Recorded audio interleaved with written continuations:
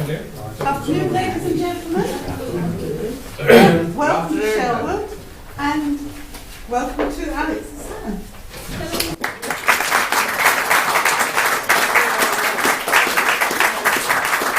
All right, first piece. One of the really great ragtime composers in America, Joseph Lamb, the Cottontail Rag. This was actually published in 1959. Lamb was still around for a few more years, and I suspect was gestating for probably a half century, because all of his other pieces were done in the 1900s and teens.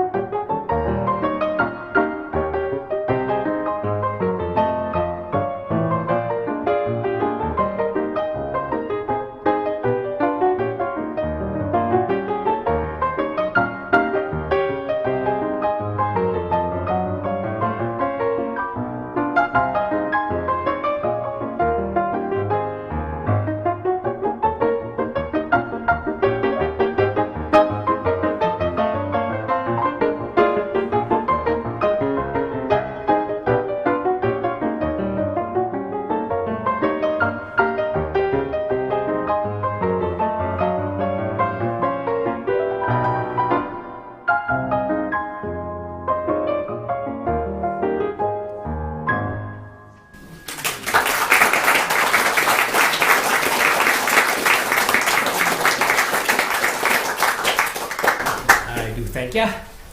Now, continuing, one of the really great novelty piano writers in the 1920s, a fellow named Roy Bargy, he wrote probably, all told, about maybe, what do you think, about a dozen pieces, guys, back then, right?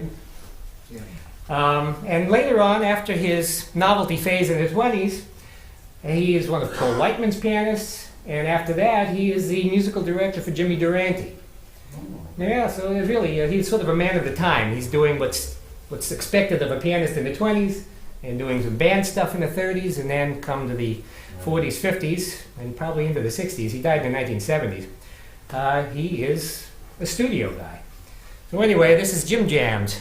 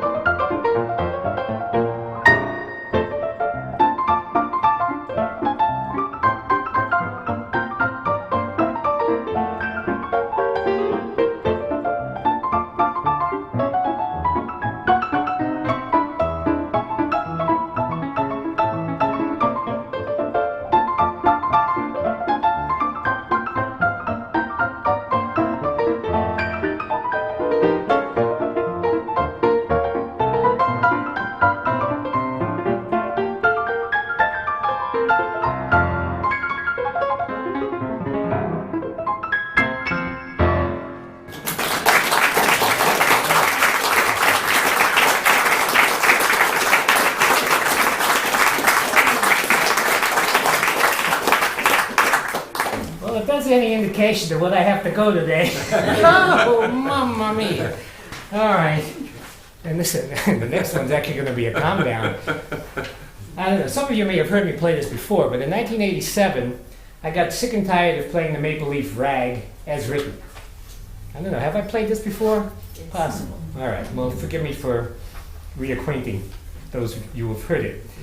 I got sick and tired of playing it, and one day I'm experimenting. What will this sound like in a minor key? Well, it's something like. Well, it could work. Starts to sound Eastern European. Well, it became the Maple Leaf Hora. I premiered it at a Scott Joplin festival in Sedalia, Missouri, and they've never heard of a Hora in Sedalia, Missouri. And a few days later in the newspaper, it said, Alex Hassan wowed the audience with his Maple Leaf horror.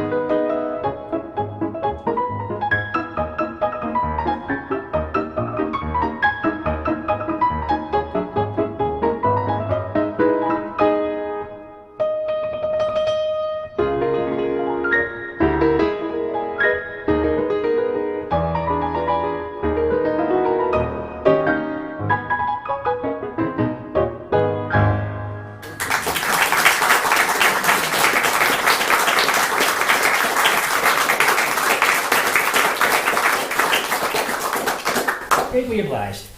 All right, continuing with the simple stuff. Once I get through the American section, I might be able to make it through the rest of the concert. Snowshoes. I recorded this years ago on the Stomp Off label. This was one of my first CDs. Bill Wirges was the pianist with a group in the 1920s called the Clico Club Eskimos. They were a bunch of traditional jazzers who dressed up in parkas and what they called Eskimo outfits in the 20s, and this is the way they show up on sheet music covers. Wirges himself was not much of a pianist, but a terrific composer of piano novelties. This one is right up there with the toughest that were written in this country. And actually, it's interesting. Marc-Andre Hamlin on a YouTube clip does one of those crosses, before he starts starts a particularly difficult piece, but I'd probably do it wrong. Yeah.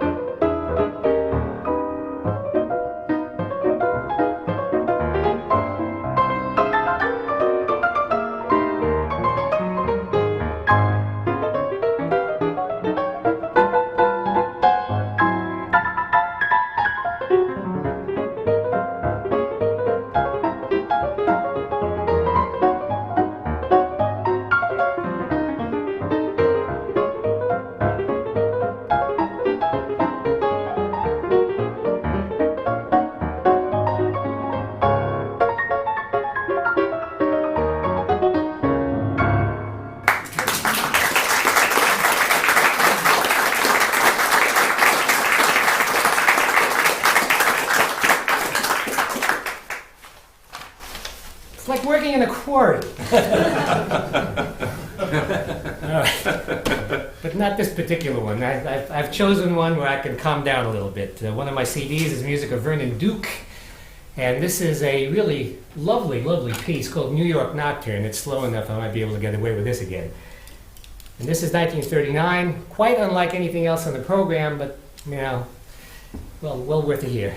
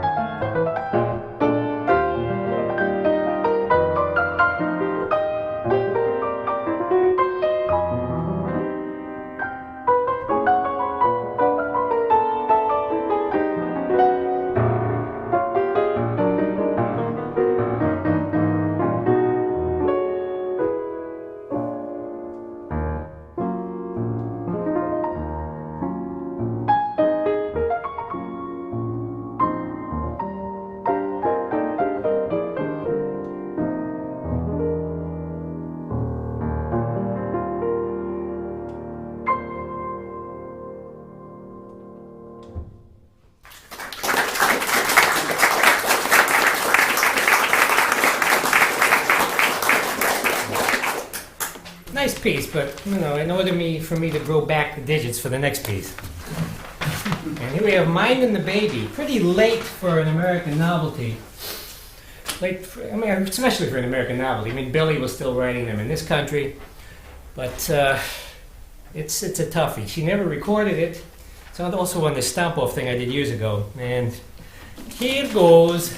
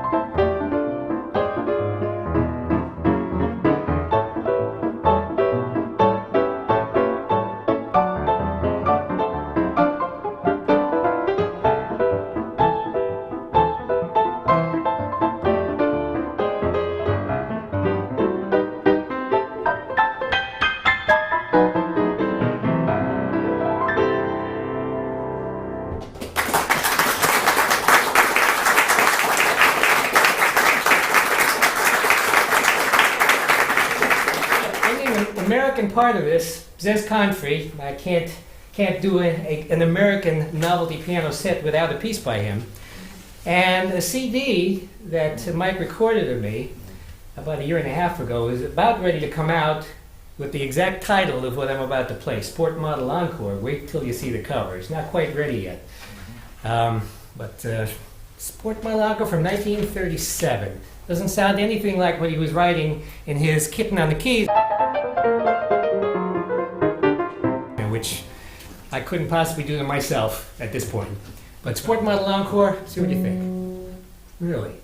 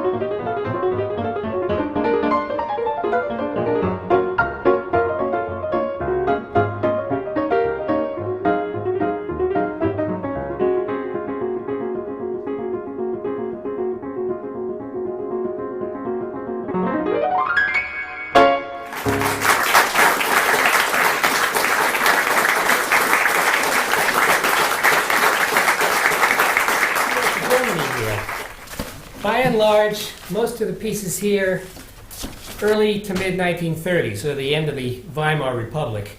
Very little of interest going on in the 20s pianistically. It's just this really flowering in the early to mid 30s with people like Ernst Fischer, Lothar Perl, and the fellow I'm going to start with, Billy Golwyn. Billy Golwyn was one of these mysterious, I think primarily orchestral arrangers in Germany at the time. And we're talking for this piece, 1933. He wrote out some of the really most elaborate piano syncopations in all of Europe in the 30s, and I don't think there's anybody who knows much of anything about him. His name periodically shows up as the orchestrator on various of these orchestral charts of popular tunes of the period. His real name, according to the Library of Congress, they had the German and French and English stuff had to be sent over for transatlantic copyright deposit. His real name apparently was Wilhelm Gurgel. So you don't blame him for calling himself Billy Golwyn.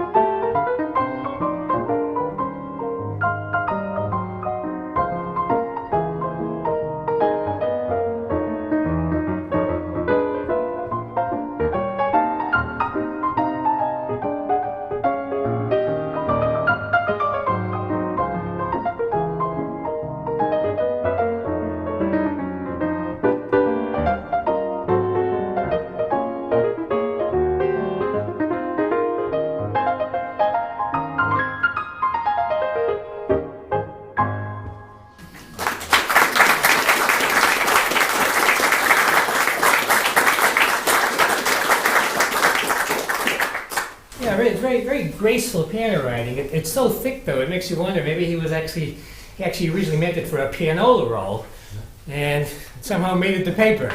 Very pleased it did. Now, the next It's one of the more large-scale pieces written in Europe at the time. New Tales, it's a jazz suite. Well, he calls it jazz. I mean, jazz, of course, meant a lot of different things to different composers and arrangers. It is definitely an American-sounding piece written in Germany. The Rio Gebhardt died in 1944 when he was bombed while conducting a military band on the Eastern Front.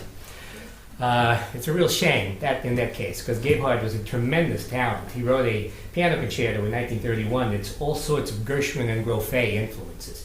It could really be the European Rhapsody in Blue. Probably a similar sort of length as well. But here we have an exceptionally good suite that he wrote in 1931, New Tales. First movement, and I have the vaguest idea why he called it What My Little Darling Told Me.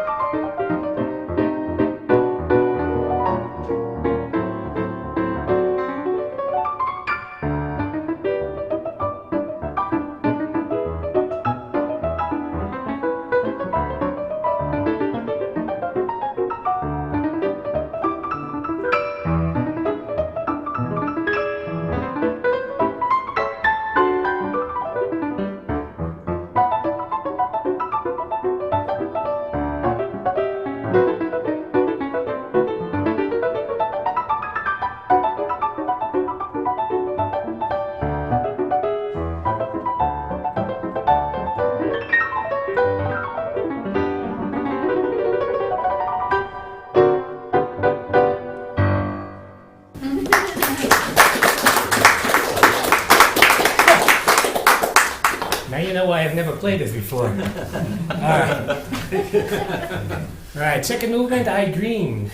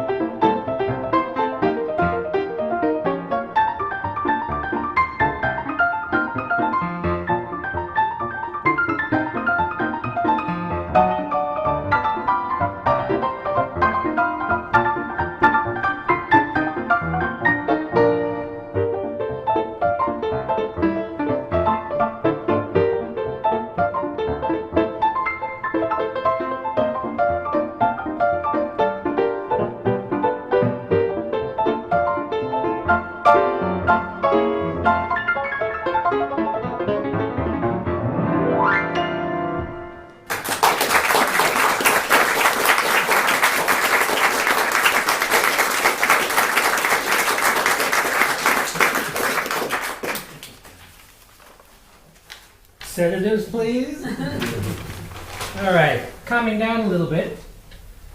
This is an exquisite piece that I think it'll be rather amusing to find out what various people in the audience hear as a possible, a theme that you might have heard before. All right, this is Schwarze Tulpe, Black Tulip, by an extremely unknown guy who published for the Schott Company in Germany, a fellow named Paolo Planter. And that sounds German-like. I sound mukluk. All right.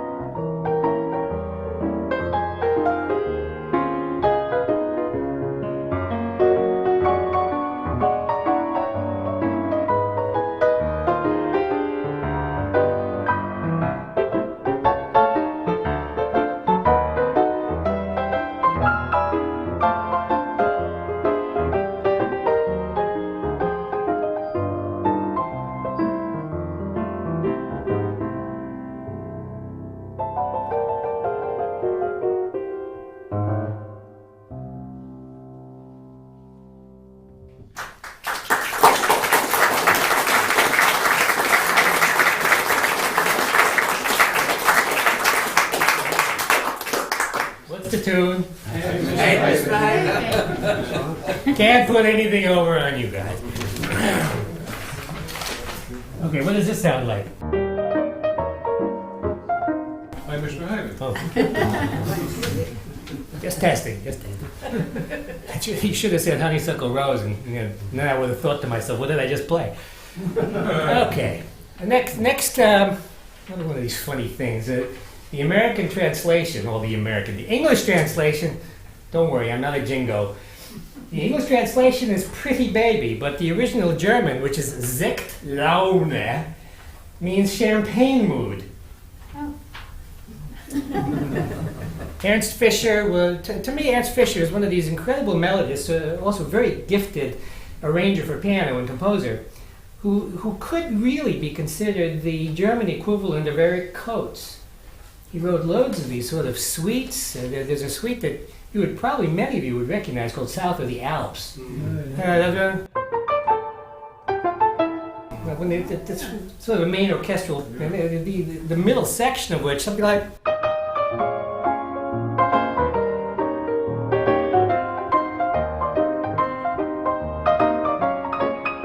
Yeah, sort of. Anyway, Fischer wrote just a ton of these delightful melodic pieces. He has a never-ending melodic gift. And I'll start with a fast one, and go to a slow one, and might even be another one. Sekt Laune, when you're in champagne mood, I guess it's Pretty Baby.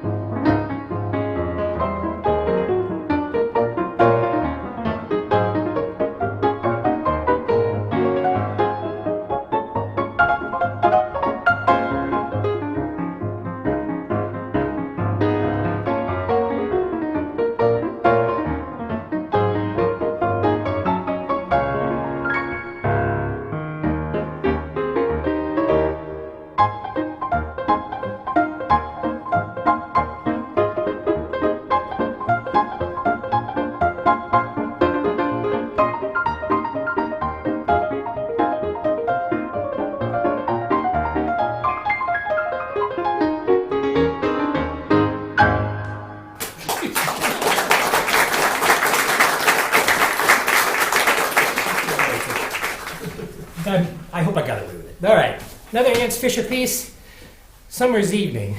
An absolute beaut in a much more placid sort of way.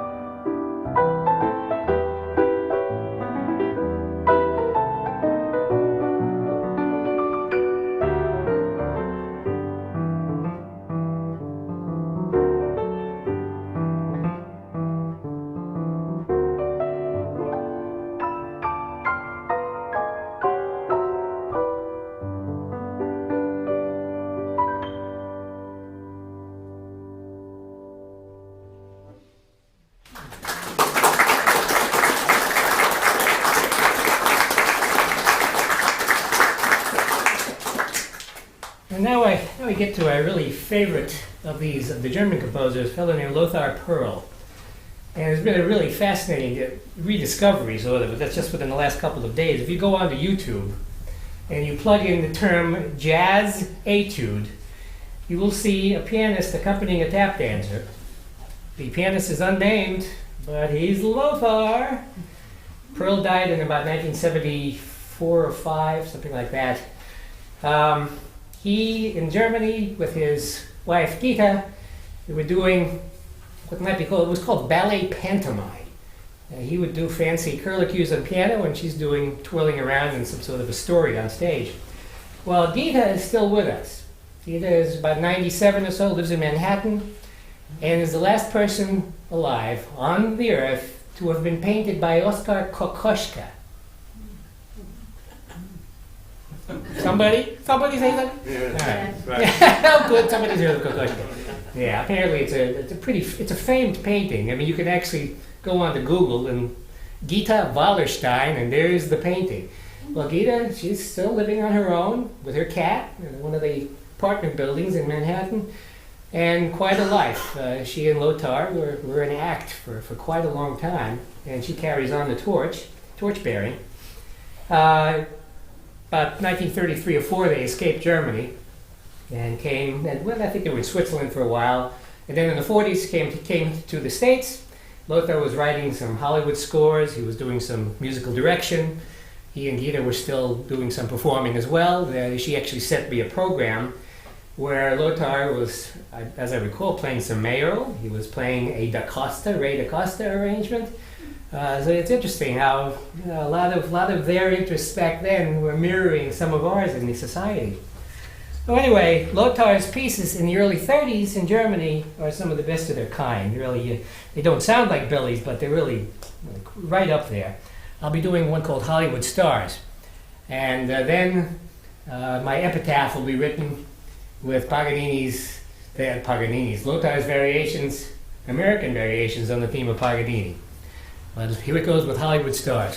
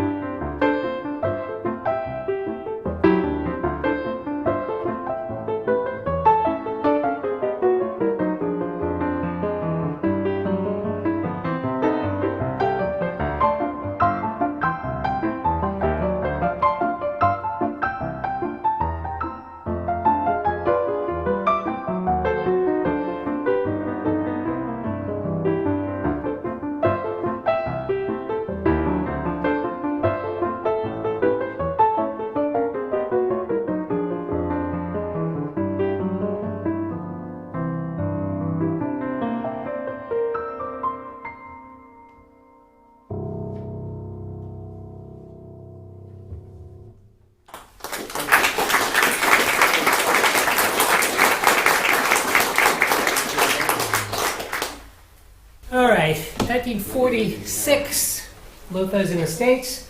And he doesn't publish very much anymore. There is a dance suite, which I assume that he probably performed with his wife. And there is a toccatina, which is sort of like a Samuel Barber type piece that he wrote, published by Schirmer. And there's this. I've always wanted to perform and record this, but never quite had the guts. And after this performance, you'll know why.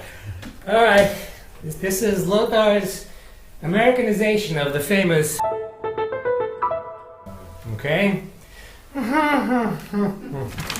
There'll be a page turn in the middle. I might take my time.